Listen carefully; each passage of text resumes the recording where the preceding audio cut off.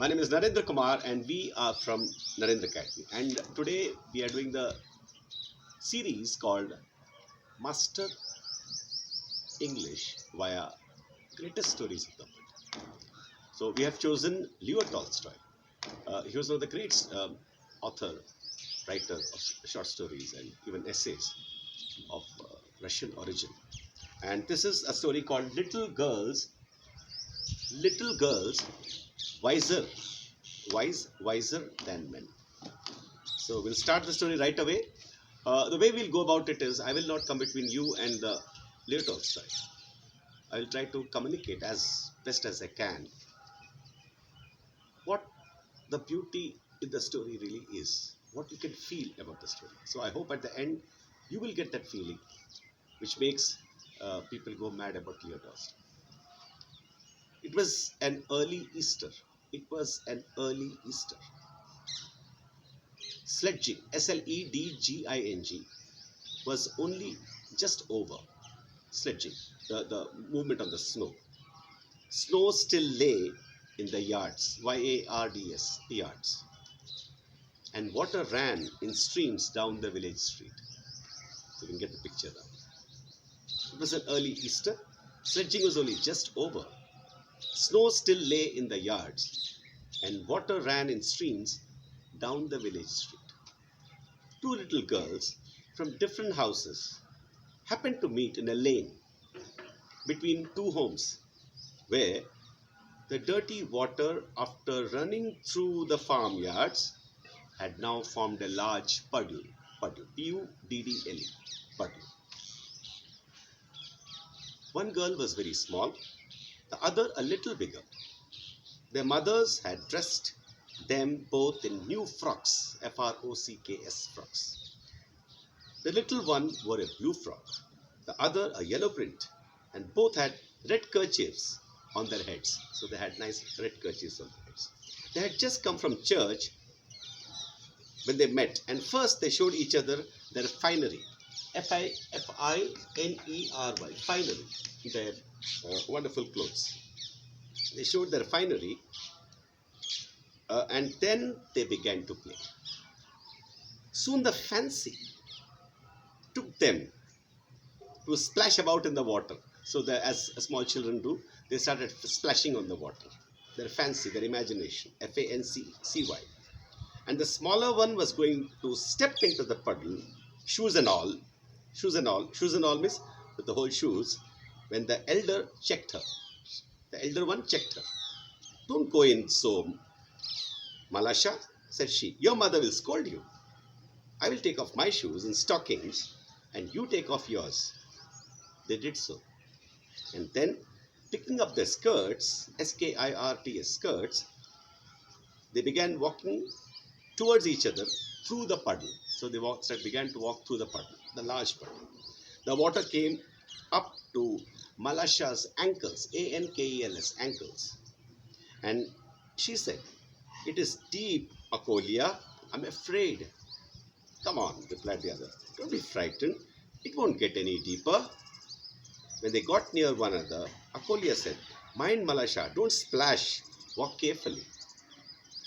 She had hardly said this when Malasha plumped down her foot so that the water splashed right onto Akolia's frock. Akoulya, Akolia's frock. The frock was splashed. And so were Akolia's eyes and nose. The whole mud came on her face and dress. When she saw the stains, stains on her frock, she was angry and ran after Malasha to strike her. Children get angry, Malasha was frightened, and seeing that she had gotten herself into trouble, she scrambled out of the puddle. Somehow she managed to scramble out of her puddle. Scrambled out of her puddle. Scrambled out of the puddle. We've got two words here. She scrambled out of the puddle and prepared to run home. Just then Akolia's mother happened to be passing, and seeing that her daughter's skirt was splashed and her sleeves dirty, she said, "You naughty, dirty girl, what have you been doing?" "Malasha did it on purpose," replied the girl. So Akolia blamed it on Malasha. At this, Akolia's mother seized Malasha. She caught that little girl and struck her on the back of her neck. Malasha began to howl, Howl, howl, loudly, just crying, so that she could be heard all down the street. So, you know how children shout like a howl. Her mother came out. "What are you beating my girl for?" said she, and began scolding her neighbor. One word led to another, and they had an angry quarrel. Quarrel, quarrel. The men came out, and a crowd collected in the street. It became a big issue. Everyone shouting and no one listening. Everyone shouting and no one listening. They all went on quarreling till one gave another a push. And the affair had very nearly come to blows. Had come to blows. Blows. Blows. When Akolia's old grandmother, stepping in among them, tried to calm them. "What are you thinking of, friends? Is it right to behave so? On a day like this, too? It is time for rejoicing, and not for such folly as this. Folly, foolishness, folly. This is not the old grandmother. She knows. She was a wise old lady.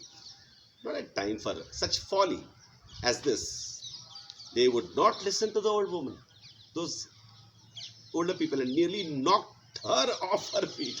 They were so angry. They knocked the grandmother also off her feet. And she would not have been able to quiet the crowd. And she would not have been able to quiet the crowd if it had not been for Akolia and Malasha themselves.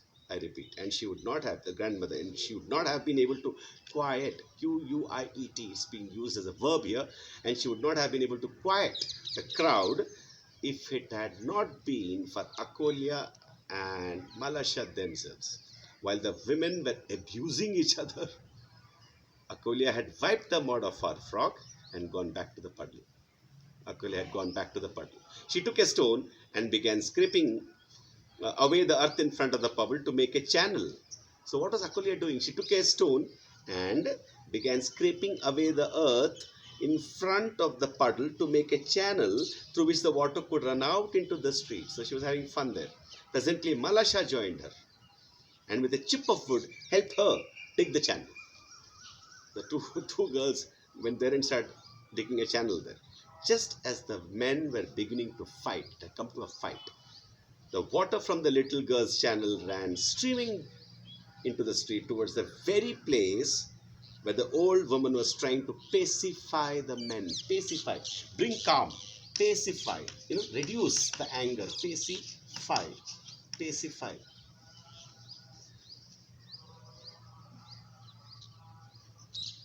Presently, Malasha joined her and with a chip of wood helped her dig the channel. Just as the men were beginning to fight with blows and all, the water from the little girl's channel ran streaming, streaming, like a stream, into the street towards the very place where the old woman was trying to pacify the men. The girls followed it. One running each side of the little stream.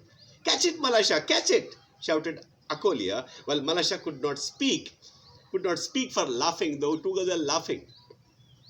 Highly delighted. You know how children are, they get delighted with small things. Highly delighted. And watching the chip float along on the stream, the little girls ran straight into the group of men. And the old woman, seeing them, said to the men, "Are you not ashamed of yourselves to go fighting on account of these lassies, Lasses, girls, when they themselves have forgotten all about it and are playing happily together? Dear little souls, they are wiser than you. The men looked at the little girls and were ashamed. Seriously, they were ashamed. And laughing at themselves, the men also started laughing. Laughing at themselves, went back each to his own home. So there's a final quotation. This is Christmas time. So there's a beautiful quotation from the Bible now. "Except you turn and become as little children, except when you become like little children, you shall in no way enter into the kingdom of heaven." That is the power and simplicity of Leo Tolstoy's story. Leo Tolstoy sometimes writes such beautiful stories. Isn't this true?